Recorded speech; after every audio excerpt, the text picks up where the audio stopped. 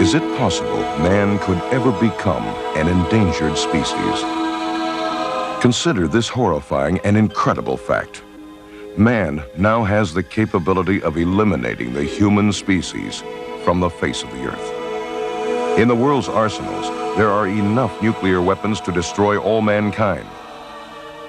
With the introduction of Star Wars technology, preparations are being made to take weapons beyond our borders and into space. The peoples of the world cannot survive a major nuclear war. Survivors of any nuclear conflict would be the least fortunate ones. The vital question is, what are the chances of another major world war occurring? Is there a survival plan that could be devised to guarantee a secure future? Is there any hope? What you see and hear in the next few minutes could make the difference for you and your family.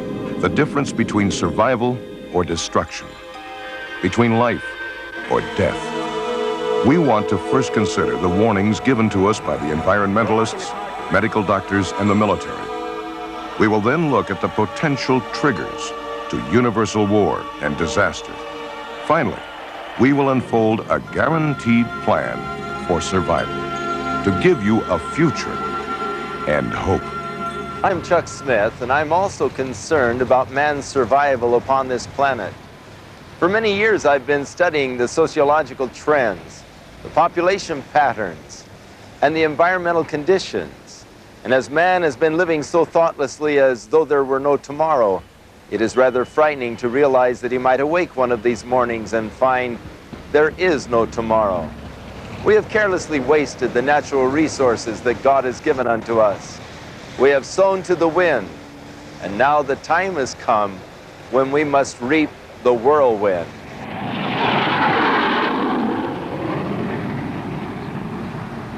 The population did not reach 1 billion until 1867. Yet by 1935, there were 2 billion people. By 1965, it rose to 3 billion. And by 1975, 4 billion. We're very close to a time, early in the next century, when it would be possible, if this process continued, for the total world population to double in 20 years. Well, you wouldn't have to continue this very much longer before the population would be doubling in 20 minutes. Ozone is a minor but extremely important constituent gas in the stratosphere. Stratospheric ozone screens harmful ultraviolet radiation from the Earth's surface.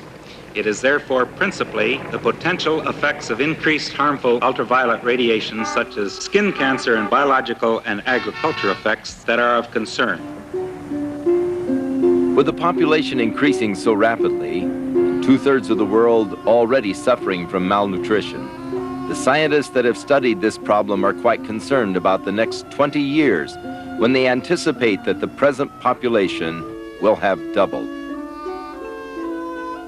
On the average, about once a year from the time of Christ, we have had major famines that have killed large numbers of people in localized areas. This year, roughly 15 million will die before they reach the age of 5 through causes that are related to inadequate food.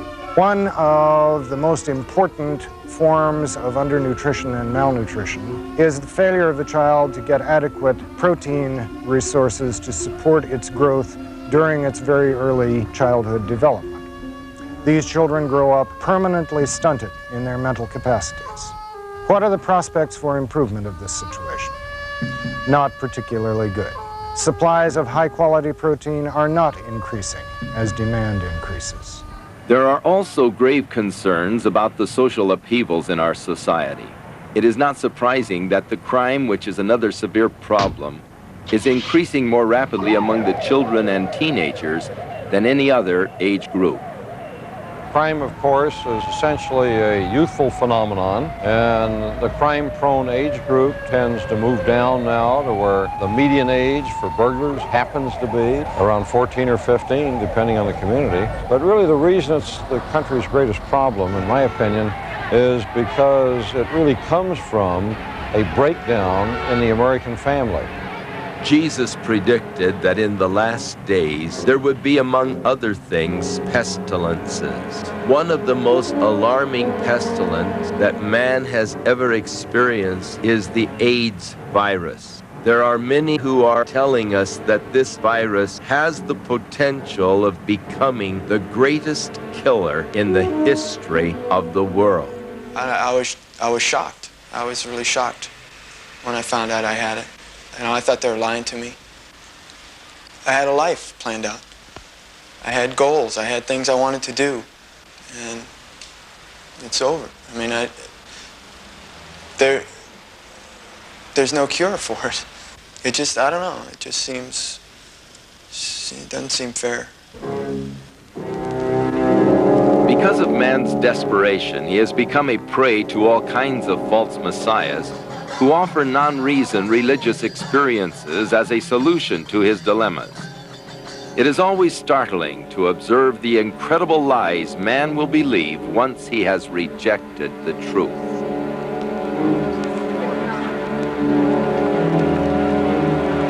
One of the most awesome of nature's phenomena is the earthquake. It is a helpless feeling when that which is thought to be terra firma suddenly begins to move under your feet. Earthquakes have been increasing in the last century at an alarming rate. I am not here to give you a story of doom. I am convinced that in spite of all of the gloomy forecasts by the social scientist and the environmentalist, the world is on the verge of the most glorious age that man has ever known. All of these things that have been happening on our planet, the famines, earthquakes, the pestilences, the world wars, the false messiahs, are events that were predicted by Jesus Christ as signs of the end of man's futile efforts to govern himself. In the Bible, there are predictions of world events that must have seemed absolutely incredible to the people of that day and age. Even as recently as 200 years ago, many men scoffed at the predictions. The prophet Daniel, 2,500 years ago, said that in the last days, there will be an increase in man's knowledge and technology to the extent that man would be traveling around the world. 200 years ago, the famous French philosopher Voltaire, speaking of Sir Isaac Newton, said, "Look at the mighty mind of Newton. When he got in his dotage, he began to study the book called the Bible. And it seems in order to credit its fabulous nonsense, we must believe, says Newton, that the knowledge of mankind will be so increased that we shall be able to travel at 50 miles an hour." Brilliant men like Voltaire mocked the men of faith. And yet we see that Newton's faith has been substantiated, whereas Voltaire's criticism now seems foolish.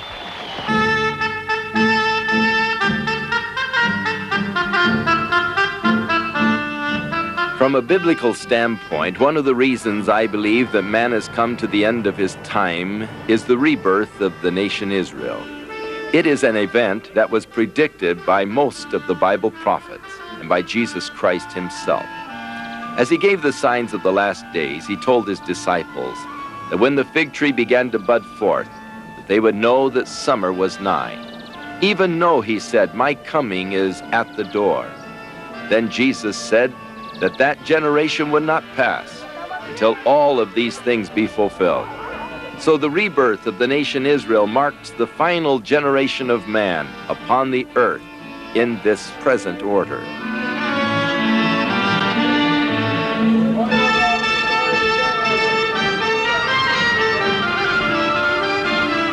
And God took Ezekiel into a valley that was full of dry bones and scattered. And God said to Ezekiel, "Can these bones be made to live again?"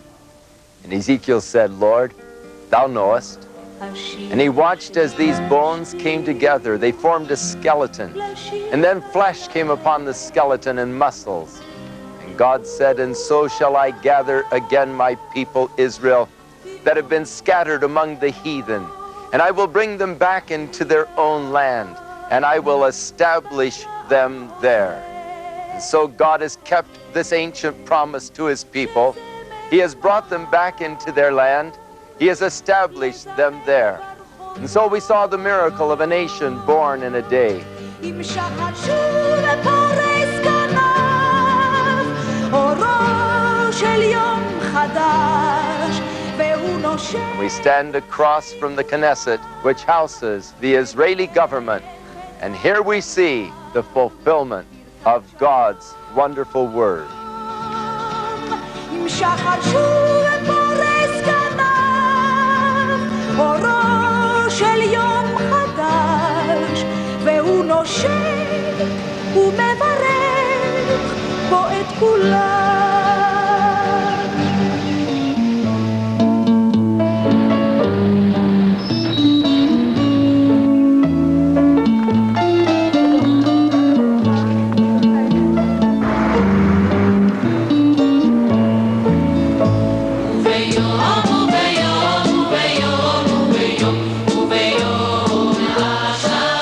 Jerusalem the golden, Jerusalem the eternal city, a city of ancient and modern charm.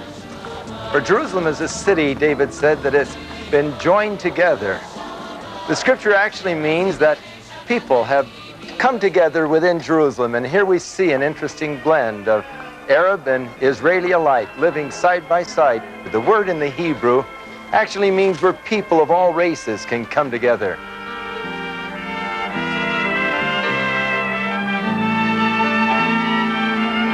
Behind us is the Western Wall, which to the Jew is one of the most sacred places in the world. For just beyond this wall was Solomon's temple. Exactly where we do not know, but yet there at one time was the Holy of Holies, the place where God dwelt in the midst of his people. This is as close as they can come to that holy place, and since 1967, they have now been able once again to come and offer their prayers here at the Western Wall. It used to be called the Wailing Wall because they were not allowed here by the Arabs, but now that it is under Jewish control once again, they can come and once more worship their God in this sacred place.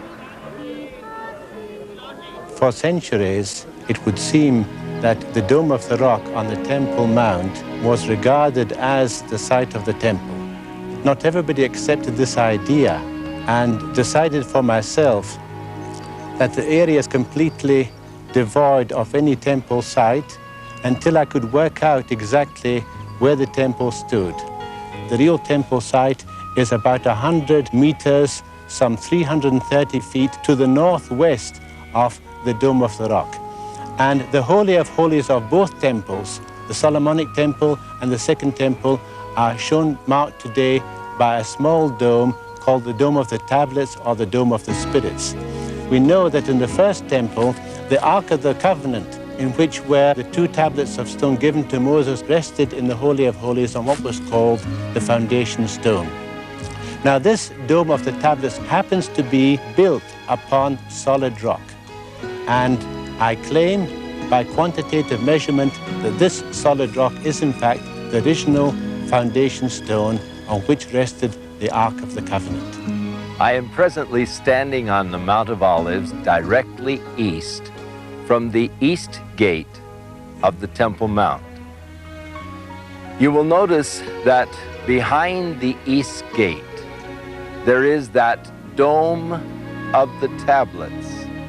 What is fascinating to note is that this sacred spot is 322 feet north of the Dome of the Rock, which means the Jews could actually fulfill their dreams and rebuild their temple over this site and never touch the Dome of the Rock. All that is necessary is to construct a wall on the north side of the Dome of the Rock, and the Muslims could retain their holy site, and the Jews could have their holy site and build again the temple. When the prophet Ezekiel saw in a vision the new temple, he was told to measure it, and he describes the courts and gates. He adds that there is a wall around the temple to divide the holy place from the profane. The Dome of the Rock could, from a Christian standpoint, be considered profane, in that in Arabic writing around the upper part, it declares, God is not begotten, neither does he beget. It is a direct slam at John 3:16, where Jesus said, for God so loved the world that he gave his only begotten Son. The partitioning of the Temple Mount to allow the Jews to rebuild is the only possible solution short of a holy war that would no doubt expand into a global conflict. This, we believe, will be the covenant made with Israel by the Antichrist, which Daniel the prophet refers to in chapter 9. Today, devout Jews are looking for their Messiah. Their method of recognition of the Messiah will be his leading them to rebuild the temple. They are determined that the temple be rebuilt and are prepared to shed their blood to regain control of this site. I don't really believe that there was ever a Jewish generation that was not worried, and was not worried about what will happen with the Jewish people at that time and in the future.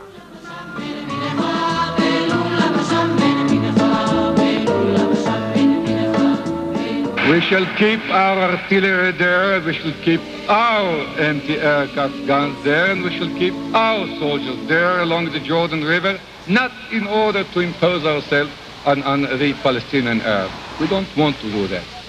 We are not an occupation, but we want to defend Israel, to take care of ourselves, which unless we do that, no one else will do that for us.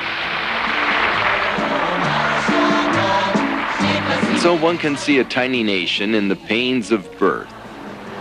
While in Europe, one sees an interesting formation of 10 nations federating together to form the European Community, which is a fulfillment of biblical prophecy. It is incredible to realize that the building that I am sitting in front of has the potential of fulfilling a prophecy that was made over 2,500 years ago. This prophecy is recorded in the book of Daniel. We read that when Nebuchadnezzar was king of Babylon, the first major world-governing empire, that one night before he went to sleep, he was wondering, what is to come of the world? What will become of my empire? What will follow after me? And that night he had a very interesting dream. The dream troubled him extremely.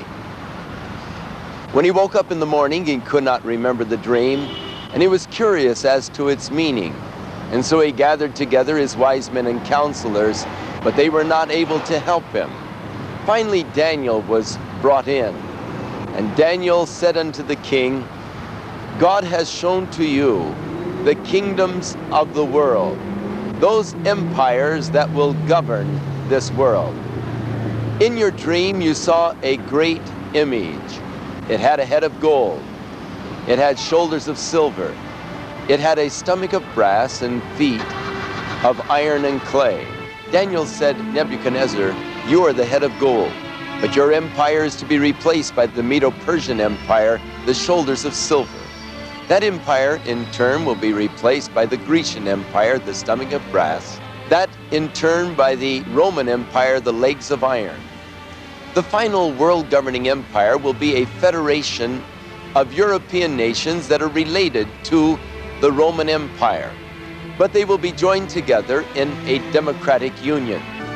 In the European community, we find the potential for the final world-governing empire, the 10 toes, for we see 10 European nations joined together, represented by the 10 flagpoles here in front of the building that headquarters the European community.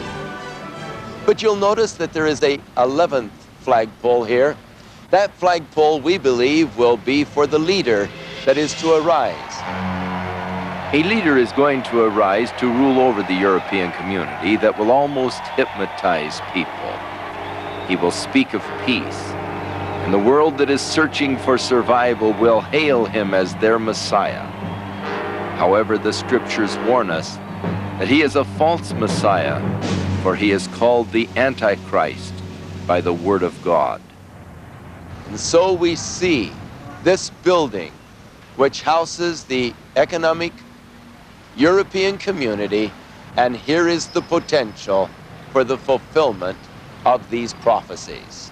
In 1951, under the Kennedy round of negotiations, it was the posture of the U.S. government to encourage the formation of the European community so as to have a strong Atlantic partner to help defend the free world.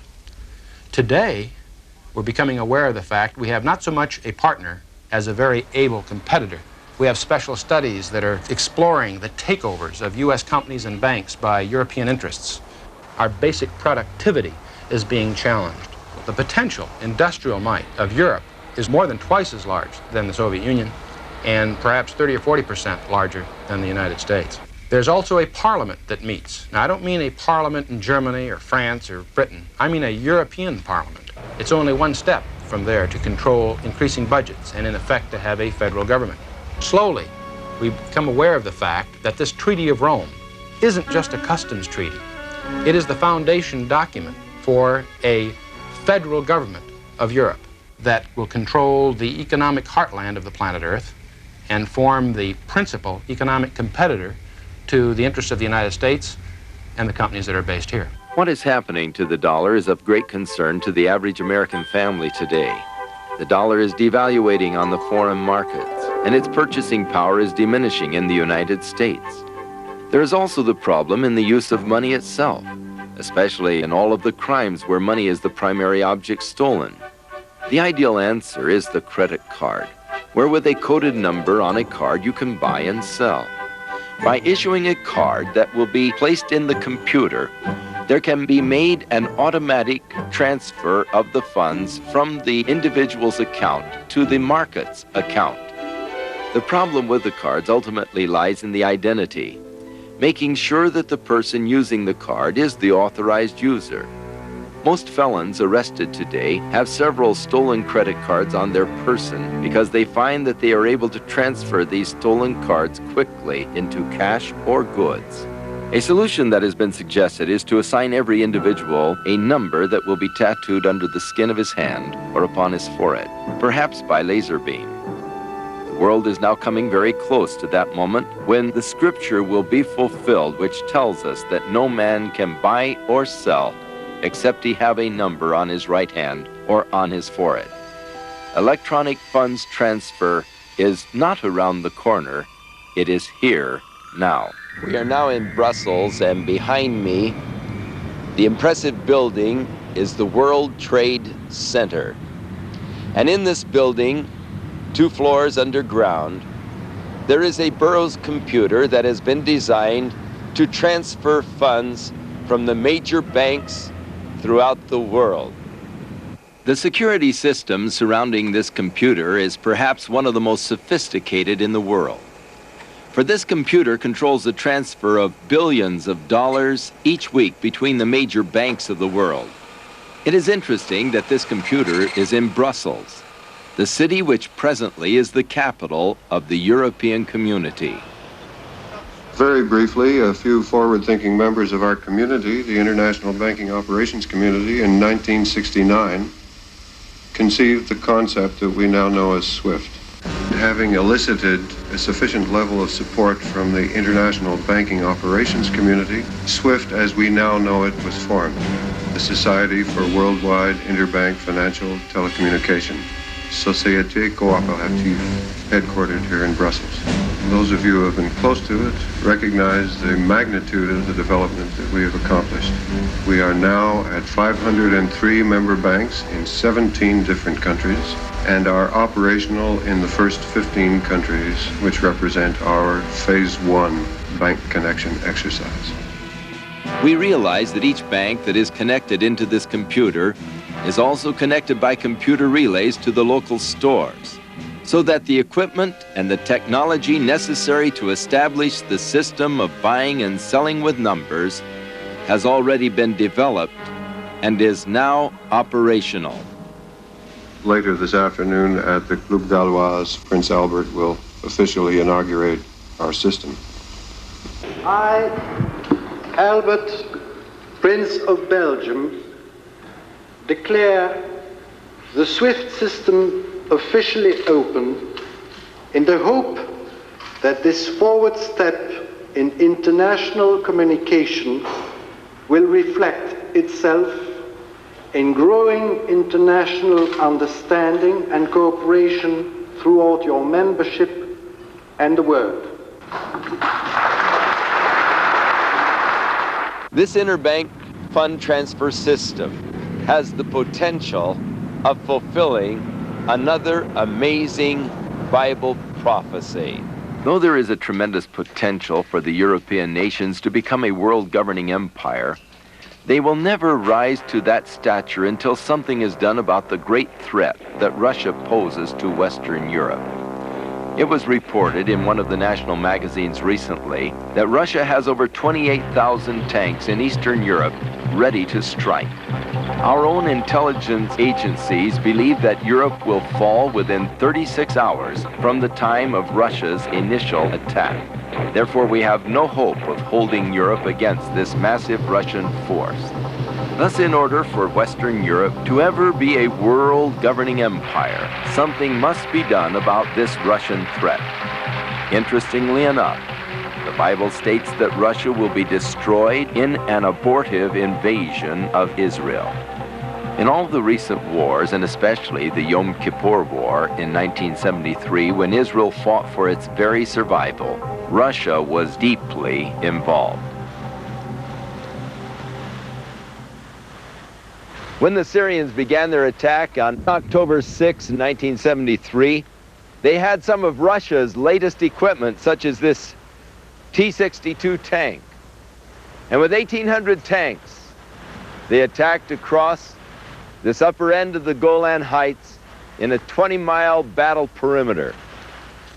When we stopped to realize that when Hitler began his great invasion of Russia, that he had 1,000 tanks over a 200-mile perimeter, we realized what an intensive attack that was.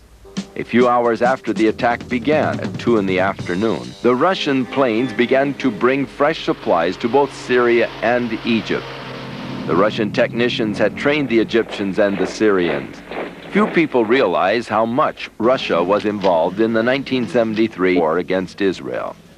3 days before the war began, Russia put 2 spy satellites into orbit in order to film the battle conditions. A lieutenant in the Israeli army told me of the capture of Russian troops on the Golan Heights. When the tide of battle turned against Egypt and Syria, and the forces of General Sharon had trapped the 3rd Egyptian Army, the first ones to know that the 3rd Army was trapped were the Russians. This knowledge they received through their spy satellites. It was then that Russia began to press for a ceasefire. At 10:45 in the evening of October 24th, Dobrynin came to Kissinger with a message from Brezhnev. This note has been described by those who read it as brutal and threatening. According to the officials who read it, the content was, "We strongly urge that we both send forces to enforce the ceasefire, and if you do not, we may be obliged to consider acting alone." It is reported that Russia was loading paratroopers in the planes ready to invade Israel, and troop ships were on their way. 1973 was almost the end. President Nixon reacted to the note by calling a worldwide alert for our American forces. He probably averted World War III, because a ceasefire was soon decided upon and the Middle East settled again into an unsteady peace. The Israelis were forced once again to fight for their lives and for the right to exist in this little piece of land.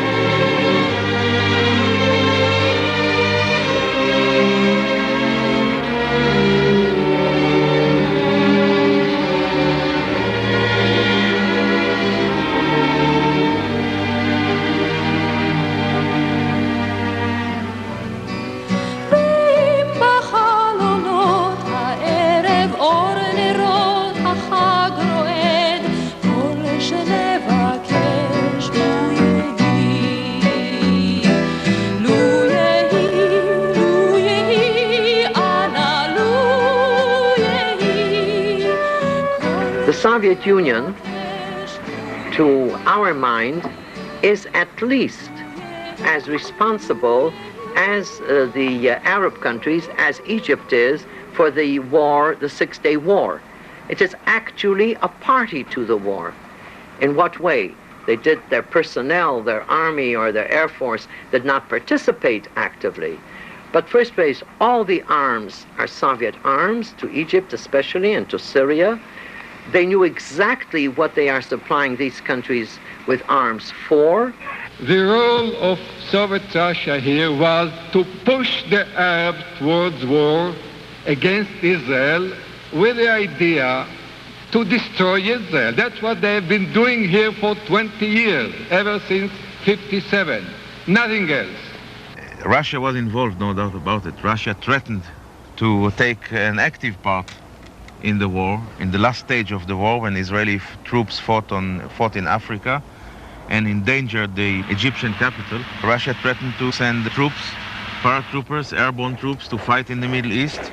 Russia sent air train to the Arabic countries.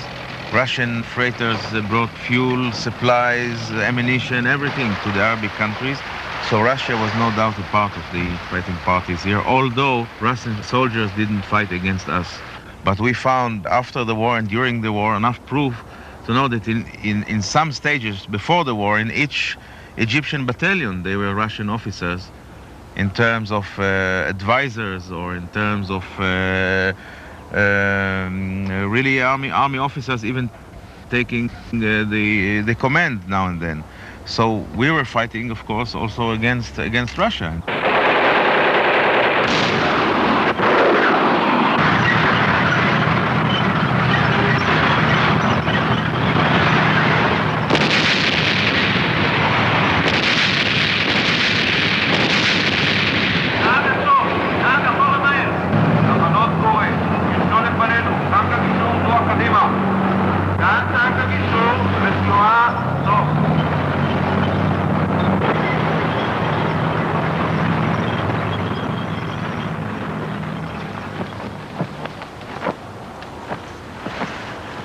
You have to remember that in 1947, you vote for the partition resolution of my home country, my homeland, Palestine, for two states, Jewish states and Arab states. I'm ready to show you my birth certificate. And my birth certificate was issued by the government of Palestine, authorized by His Majesty the King, the British King. I was born Palestinian, although Jewish. My father, when he joined the British Army in the Second World War to fight against Nazi Germany, he joined as a Palestinian soldier. And the badge on his shoulder was saying Palestine. So first of all, nobody gave them the right to decide that they are the only Palestinians. You are obliged to recognize the Palestinian. They had the possibility in 1948 to declare an Arabic state of Palestine or whatever name, a PLO state or whatever name which they have in their mind. But they did not do it because Arabs, Jordanians stole their rights, not Israelis. Many Palestinian refugees ran into Arabic countries. I feel sorry for them. I feel sorry for every human being in need, and I don't make any difference whether he is Jewish, Muslim or Christian. But I'm sorry to say that their brothers don't feel sorry for them, because those people who kept them in refugee camps in terrible conditions in Jericho or in southern Lebanon or in northern Lebanon or in Iraq or wherever they kept them in a refugee camps as animals in a zoo or as dummies in an exhibition, every man has the right to live, every man has the right to be sovereign of his country, every man has the right to vote, every man has the right to live as he understands life. But the minute that in talking for human rights you are destroying other lives and you are killing and you are murdering and you are butchering people just because they don't agree with your political terms, is it a pro-Russian motive or a pro-Israeli motive? A pro-American motive or a pro-Cuban motive? I can't stand them. But let us try to find out what kind of human rights. The right to live in honor, the right to educate your children as you like to educate them, the right to believe in God.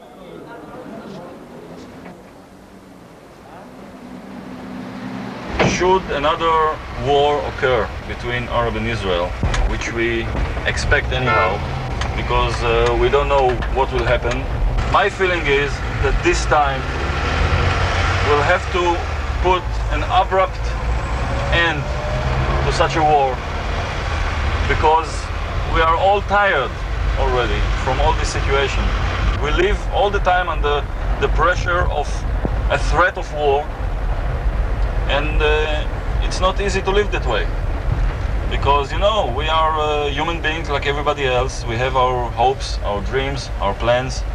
When there is war every 5-10 years, it's very hard to do all these things. If we will be able to make it peacefully, well, okay. Otherwise, if there will be a war,